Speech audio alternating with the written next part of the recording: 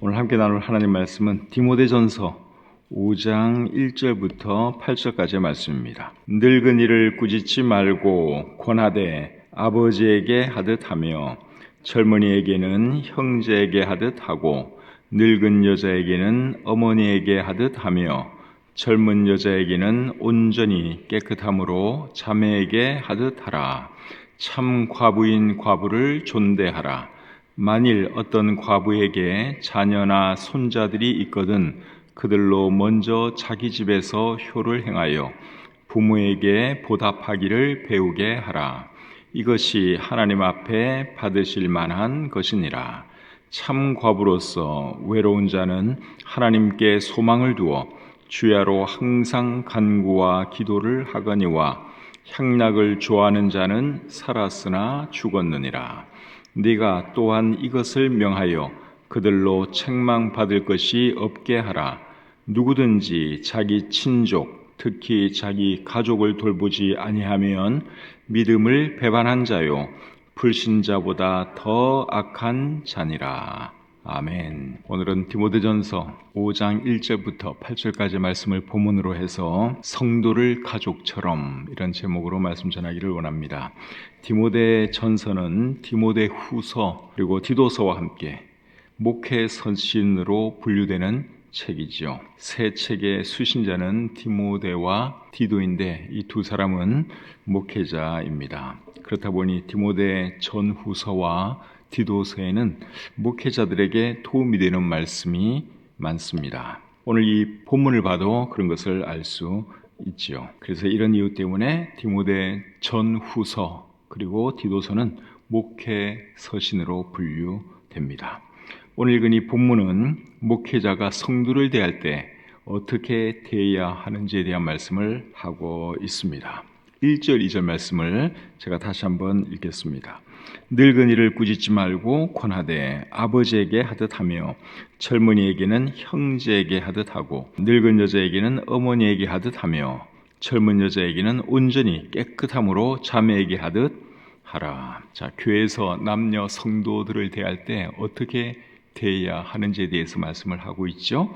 연세 많은 남자 성도를 대할 때는 아버지를 대하는 것처럼 하고 또 젊은 남자 성도를 대할 때는 친형제를 대하는 것처럼 하라. 그렇게 말씀을 하고 있습니다. 연세가 많은 여자 성도를 대할 때는 어머니를 대하는 것처럼 대하고 또 젊은 여자 성도를 대할 때는 순결한 마음으로 친자매를 대하는 것처럼 하라. 그렇게 말씀하고 있습니다. 그렇게 대하라고 한 이유가 뭐겠습니까? 교회 가족은 예수 그리스도의 피로 맺어진 또 다른 가족이기 때문에 그런 것이죠. 그렇기 때문에 교회 가족을 대할 때는 친가족을 대하는 것처럼 대해야 하는 것이죠. 친가족을 대하는 것처럼 대하라 하는 말의 의미는 친가족을 대하는 것처럼 편하게 대하라 그 말이 아니라 친가족을 대하는 것처럼 사랑하는 마음을 가지고 존중하는 마음을 가지고 대하라 그 말입니다. 가족들 간에도 사랑하는 마음과 존중하는 마음이 없는 가정도 있지만 그런 가정은 건강한 가정이라고 할 수 없습니다.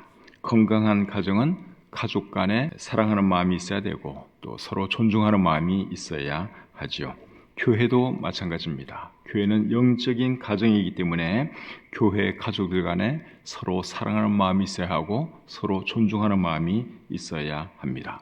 목회자와 성도들 간에도 그것이 필요하고 성도들 간에도 그것이 필요합니다. 그렇기 때문에 교회에서 인간관계를 할 때는 예의를 지키면서 해야 하는 것이죠. 사랑하면 우리가 원래 예의를 지키는 것 아닙니까? 사랑하고 존중하는 마음이 있으면 예의를 지키는 것이 맞지요. 고린도전서 13장에 보시면 사랑은 무례히 행하지 않는 것이다 그렇게 말씀을 하고 있죠. 근데 교회 안에서 이렇게 너무 친하게 지내다 보면 예의 없이 대할 때가 있습니다. 근데 교회에서는 그렇게 하면 안 되지요. 그래서 교회 가족들 간에는 말을 할 때도 예의를 지키면서 해야 합니다. 상대방의 이름을 함부로 부른다든지 또 야, 너 이렇게 하는 거 이런 거 다 예의가 아니죠. 그래서 교회에서 서로를 부를 때는 누구누구 형제, 누구누구 자매 이렇게 부르는 것이 제일 좋습니다. 근데 언제부터인지는 모르겠는데 우리 교회 자매님들 간에도 호칭이 그냥 뭐 이름으로 부르기도 하고 또 야, 너 또는 뭐 언니 뭐 이렇게 이런 호칭들이 굉장히 많아졌어요. 옛날에는 원래 그러지 않았는데 최근에 그런 것이 참 많아진 것을 제가 느끼게 됩니다. 그래서 그런 거는 우리가 조금 조심을 해야 할 것 같습니다. 그냥 이름 부르는 것보다는 누구누구 자매라고 부르는 게 좋습니다. 우리 형제님들은 그래도 그런 게 별로 없는데 이 자매들 간에는 너무 친하다 보니까 그냥 이름도 부르고 또 그냥 언니라고 부르기도 하고 이제 그런 현상이 나타나죠. 근데 이름 부르고 누구누구 언니 그러다 보면 이제 또 그 다음에는 어떤 현상이 나타나느냐? 그 다음에 이제 야, 너 이제 이렇게 되는 거예요. 너무 친해지다 보면 이제 호칭이 그렇게 가게 됩니다. 그렇게 되면 이제 그 다음 말은 또 더 심한 말도 나갈 수가 있는 거예요. 그리고 말의 품위가 떨어지게 되지요. 그래서 교회 안에서는 가급적이면 아무리 친해도 진짜 개인적으로 옛날부터 친한 친구였다. 그러면 개인적으로 만났을 때는 뭐 이름 부를 수 있겠죠. 옛날부터 친구였으니까. 근데 그런 거 아니라면 주변에 사람들이 있다면 웬만하면 누구누구 자매, 뭐 누구누구 자매님, 누구누구 성도님 이렇게 부르는 것이 좋습니다. 또 연세가 좀 드신 여자 성도를 대할 때는 뭐 모매님 또는 성도님 이런 호칭이 좋죠. 그래서 이런 것을 우리 성도님들이 좀 잘 지켜 주시기를 제가 이 자리를 빌어서 다시 한번 간곡히 부탁을 드립니다. 제가 누구 개인적으로는 제가 이런 말 못하잖아요. 그렇죠? 그분이 또 상처받으니까. 근데 제가 공개적으로 우리 모든 성도님들 대상으로 제가 다시 한번 부탁드려요. 서로를 부를 때는 특히 자매님들 이름 부르지 마시고 또 언니 하지 마세요. 언니도 하지 마세요. 그냥 누구누구 자매님, 언니 뻘 되면 님자 붙여주면 되는 거지. 누구누구 자매님, 누구누구 성도님 이렇게 하시기를 바랍니다. 제가 유심히 지켜볼 거예요. 그래서 그런 분들이 우리 교회에 없기를 바라고 호칭부터 좀 정리를 좀 해야 되겠다 하는 생각이 들어서 오늘 아침에 이 말씀을 좀 드립니다. 3절 말씀 보겠습니다. 참 과부인 과부를 존대하라. 이제 3절부터는 과부에 대한 말씀이 나옵니다. 과부라는 말이 나쁜 말은 아닌데 또 듣기 좋은 말도 아니죠. 그렇기 때문에 제가 될 수 있으면 과부라는 말 쓰고 싶지 않은데 근데 이제 부득불 또 사용할 수밖에 없는 것에 대해서 여러분들이 이해를 좀 해주시면 고맙겠습니다. 그 당시에는 교회 안에 과부가 많이 있었던 것 같습니다. 사도행전 6장 1절을 보면 예루살렘 교회도 과부들이 상당히 많이 있었던 것 같아요. 그런데 과부에 대해서 3절 말씀이 뭐라고 말하고 있습니까? 참 과부인 과부를 존대하라 그렇게 말을 하고 있죠. 참 과부가 뭐예요? 참 과부. 참 과부라는 말은 연세가 많은 혼자 되신 분을 말하지요. 그런 분을 어떻게 하라고요? 존대하라 그렇게 말씀하고 있습니다. 그렇게 말한 이유는 젊은 나이에 혼자 된 분들은 재혼할 가능성이 많고 또 재혼하는 순간 더 이상 과부가 아니기 때문에 참 과부, 좀 연세가 드신 그런 분들을 존중해주라, 존대해주라 그렇게 말씀하고 있는 것이죠. 그러면 연세가 어느 정도 돼야 오늘 이 본문이 말하는 참 과부라고 할 수 있겠습니까? 연세가 한 어느 정도 되면 참 과부라고 할 것 같아요. 제 생각에는 한 75세 정도는 돼야 되지 않을까. 그게 이제 재혼할 가능성이 거의 없는 그런 나이. 75세 같으면 그래도 한 80세는 돼야 될까요? 75세도 뭐 하려면 할 수는 있지. 그러니까 어쨌든 나이가 좀 되는 그런 분들이어야 된다 하는 것이죠. 제 생각에는 제 깎아서 그냥 한 75세 정도 그 정도는 돼야 된다고 생각을 합니다. 그런데 성경에서는 60세를 말하고 있어요. 60세. 자, 디모데전서 5장 9절을 한번 보겠습니다. 과부로 명부에 올릴 자는 나이가 60이 덜 되지 아니하고 한 남편의 아내였던 자로서 여기 나이를 말하고 있죠. 60. 그러니까 참 과부가 되려면 60 이상은 되어야 된다 그 말이에요. 근데 본문이 기록될 당시에는 수명이 오늘날보다 짧았습니다. 그렇기 때문에 60세가 오늘날의 한 75세 정도라고 볼 수 있죠. 우리나라도 몇십 년 전에는 60세 정도 되면 노인 취급받았던 때가 있습니다. 그래서 환갑잔치도 하고 그런 시절이 몇십 년 전에 있었죠. 근데 60세는 요새는 중년 정도밖에 안 됩니다. 중년, 신중년. 시골 가면 60세는 청년입니다. 시골 마을의 청년에는 60세, 65세가 청년이에요. 이제 경로당에는 한 80이 정도 돼야지 경로당에 나가고 그렇습니다. 이런 이유 때문에 이제 참 과부로 대우를 받으려면 나이가 어느 정도는 돼야 된다. 그것을 오늘 이 본문이 우리에게 말씀하고 있죠. 그리고 참 과부로 대우를 받으려면 살아온 삶도 본이 되어야 할 것을 말씀하고 있습니다. 9절 10절 말씀 보겠습니다. 과부로 명부에 올릴 자는 나이가 60이 덜 되지 아니하고 한 남편의 아내였던 자로서 선한 행실의 증거가 있어 혹은 자녀를 양육하며 혹은 나그네를 대접하며 혹은 성도들의 발을 씻으며 혹은 환난 당한 자들을 구제하며 혹은 모든 선한 일을 행한 자라야 할 것이요. 그러니까 교회에서 참 과부로 대우를 받으려면 일단 나이가 어느 정도 돼야 되고, 그리고 살아온 삶이 참 본이 되는 삶을 살아야 한다 하는 것을 여기서 말씀을 하고 있죠. 그런 분들은 교회가 존대해 주라, 그렇게 오늘 이 본문이 우리에게 말씀하고 있습니다. 4절 말씀 보겠습니다. 만일 어떤 과부에게 자녀나 손자들이 있거든 그들로 먼저 자기 집에서 효를 행하여 부모에게 보답하기를 배우게 하라. 이것이 하나님 앞에 받으실 만한 것이니라. 혼자 되신 분들은 사회적인 약자라고 할 수 있습니다. 오늘날에는 뭐 꼭 그런 건 아니지만 옛날에는 주로 그랬습니다. 굉장히 생활이 어려웠죠. 그래서 그런 분들은 이제 누군가가 돌봐주어야 하는데 누가 돌봐주라고 말씀을 하고 있습니까? 자녀가 있다면 자녀가 돌봐주어야 한다, 그렇게 말씀을 하고 있지요.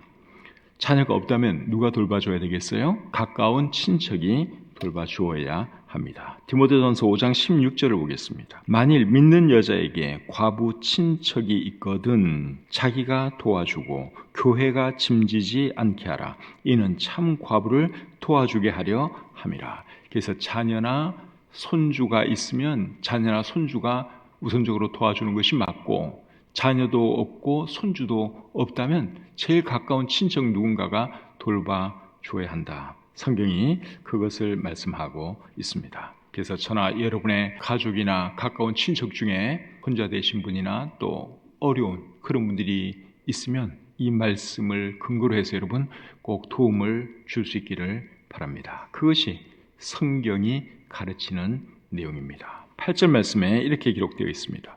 누구든지 자기 친족, 특히 자기 가족을 돌보지 아니하면 믿음을 배반한 자요 불신자보다 더 악한 자니라. 믿음이 있다고 하면서 교회에서 일은 열심히 하면서 자기 어려운 가족을 돌보지 않는다든지 가까운 친척을 돌보지 않는다면 그것은 불신자보다 더 악한 자라고 말씀을 하고 있습니다. 그래서 우리 주변에 내 가족 중에 내 어머니나 내 형제 중에 어려운 사람이 있다면 우리가 먼저 도와주어야 한다. 성경이 그것을 가르치고 있죠. 요즘은 사회복지제도가 잘 돼 있어서 사회복지제도를 이용하는 것도 어려운 가족이나 어려운 친척을 돕는 한 방법이 될 수가 있겠죠. 근데 미국의 어떤 사람들은요, 미국 크리스천들 중에는 도울 수 있는 능력이 되면요, 사회 도움 그런 거 안 받고 스스로 해결을 하든지 직접 이렇게 그걸 해결을 하더라고요. 그러니까 정말 어려운 사람들이 이제 나라의 어떤 도움을 받도록 이렇게 하기 위해서 조금 재정적으로 괜찮은 사람은 도움 받을 수 있는 자격이 되는데도 불구하고 그런 걸 신청을 안 하는 것도 제가 봤습니다. 오히려 그게 참 크리스천으로서 좋은 자세라고 생각이 듭니다. 근데 도움이 손길이 꼭 필요하다, 그러면 어쩔 수 없죠. 나라의 도움도 받을 수밖에 없습니다. 그런데 도울 가족도 없고 친척도 없고 또 사회복지제도도 이용할 수 없는 그런 분이 있다면 그 다음에는 누가 도와줘야 되겠어요? 교회가 도와줘야 합니다. 예루살렘 교회의 경우에도 어려운 분들이 많이 있었는데 누가 도왔느냐? 교회가 주로 많이 도왔죠. 사도행전 4장 32절부터 35절까지 이런 말씀이 있습니다. 사도행전 4장 32절부터 35절까지. 믿는 무리가 한 마음과 한 뜻이 되어 모든 물건을 서로 통용하고 자기 재물을 조금이라도 자기 것이라 하는 이가 하나도 없더라.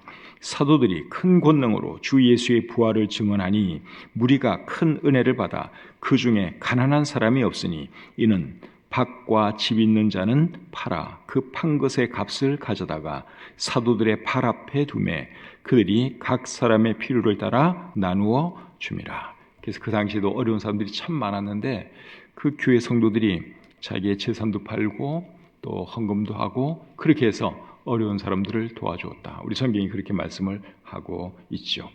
예루살렘 교회 성도들이 얼마나 오래 그렇게 했는지는 모르겠어요. 어쩌면은 일시적으로 아마 그렇게 했을 수도 있습니다. 예수님이 곧 오신다고 생각을 해서 이렇게 같이 생활도 하고 또 물건도 서로 통용하고 그랬을 수 있어요. 예수님이 곧 오실 것을 생각하면서 그랬을 수 있습니다.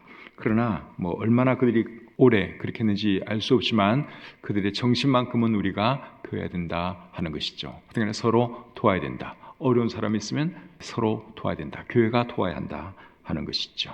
그래서 우리 교회도 어려운 사람들을 돕기 위해서 부호, 장학금 그런 것도 있죠. 그래서 여러분들이 직접 도와주는 방법도 있겠고 또 교회를 통해서 교회 구호헌금, 자학헌금 하시면 우리가 적어도 그런 돈은 분명히 그런 목적으로 쓰니까 여러분들이 그렇게 해서 어려운 누군가를 도울 수 있다 하는 것이죠. 5절부터 7절 계속 보겠습니다. 참 과부로서 외로운 자는 하나님께 소망을 두어 주야로 항상 간구와 기도를 하거니와 향락을 좋아하는 자는 살았으나 죽었느니라. 네가 또한 이것을 명하여 그들로 책망받을 것이 없게 하라. 자, 이번에는 혼자 되신 여자 성도들을 어떻게 가르치라 하는 말씀을 하고 있습니다. 어떻게 가르치라 그랬습니까? 하나님께 소망을 두고 기도에 힘쓰는 삶을 살도록 가르치라.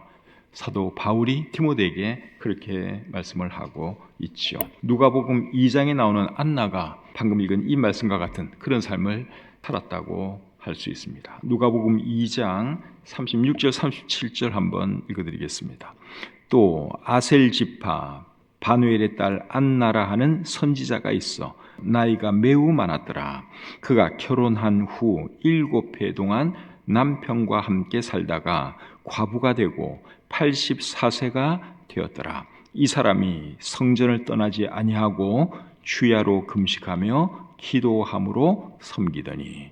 이게 보니까 안나라고 하는 한 여인에 대해서 말씀을 하고 있는데 이분도 연세가 많은 분으로 혼자 사는 분이세요. 혼자 되신 분이에요. 근데 이분이 성전에서 지내면서 늘 기도하고 금식하고 예배하는 그런 삶을 살았다고 말씀을 하고 있죠. 그래서 혼자 되신 분들은 이제 이런 분을 본받아서 이렇게 살아야 한다. 오늘 이 본문이 그것을 말씀을 하고 있습니다. 뭐 배우자가 살아있는 사람들도 마찬가지죠. 혼자 되신 분이 아니라 할지라도 배우자가 살아있는 분들도 우리가 어떻게 살아야 되는 겁니까? 오늘 이 본문의 말씀처럼 하나님께 소망을 두고 기도에 힘쓰는 그런 삶을 살아야 하는 것이죠. 그렇게 살지 않는 사람은 살았으나 죽은 자다. 그렇게 말씀을 하고 있습니다. 6절 말씀을 여러분 다시 한번 보겠습니다. 6절 향락을 좋아하는 자는 살았으나 죽었느니라. 그래서 우리가 하나님께 소망을 두지 않으면 향락을 추구할 수밖에 없어요. 그래서 우리가 하나님을 추구하고 하나님께 기도하고 금식하고 예배하는 그런 삶을 살아야 한다. 오늘 본문이 그것을 말씀하고 있습니다. 이 말씀은 혼자 된 부인들에게만 해당되는 말씀이 아니에요. 우리 교회 모든 성도님들에게 해당되는 말씀입니다. 저에게도 해당되는 말씀이고 여러분 각자에게도 해당되는 말씀이에요. 그래서 배우자가 살아있건 죽었건 그거를 떠나서 모든 그리스도인은 방금 이 말씀처럼 하나님을 추구하고 하나님께 소망을 두고 늘 기도하는 그런 삶을 살아야 하는 것이죠. 사도 바울 같은 분은 하나님을 더 잘 섬기기 위해서 결혼도 안 했습니다. 그래서 어떤 분들은 또 결혼을 해야 하나님을 더 잘 섬길 수 있는 그런 사람도 있어요. 그런 분은 결혼을 하는 것이 맞고 결혼을 안 해야지 내가 하나님을 더 잘 섬길 수 있겠다. 그렇게 생각되는 사람은 결혼하지 않고 사는 것도 나쁜 일이 아니죠. 그리고 혼자 되신 분들 중에 내가 재혼을 해야 될까 말아야 될까 그런 고민을 하는 분도 있을 수 있겠죠. 거기에 대한 답도 여러분들이 어떻게 얻으면 되는가 하면 내가 혼자 사는 것이 주님 섬기는 것에 도움이 된다. 그러면 그냥 혼자 사세요. 그리고 아니야 그래도 나는 재혼을 하는 것이 주님을 더 잘 섬길 수 있을 것 같아. 그런 사람은 재혼하는 것이 맞습니다. 그래서 그거는 스스로 생각을 하시면 되는 것이죠. 중요한 거는 우리가 소망을 하나님께 두고 살아야 한다. 하나님 잘 섬기면서 살아야 한다 하는 그것이 중요합니다. 결혼 상태에 상관없이 우리가 살아야 할 삶은 어떤 삶이에요? 하나님께 소망을 두고 늘 기도하고 예배하는 그런 삶입니다. 5절 6절 말씀 다시 한번 읽고 마치겠습니다. 참 과부로서 외로운 자는 하나님께 소망을 두어 주야로 항상 간구와 기도를 하거니와 향락을 좋아하는 자는 살았으나 죽었느니라. 우리 모두에게 주시는 말씀으로 받고 늘 하나님을 추구하고 하나님께 소망을 두고 살아가는 저와 여러분들 모두가 되시기를 우리 주님의 이름으로 축복합니다.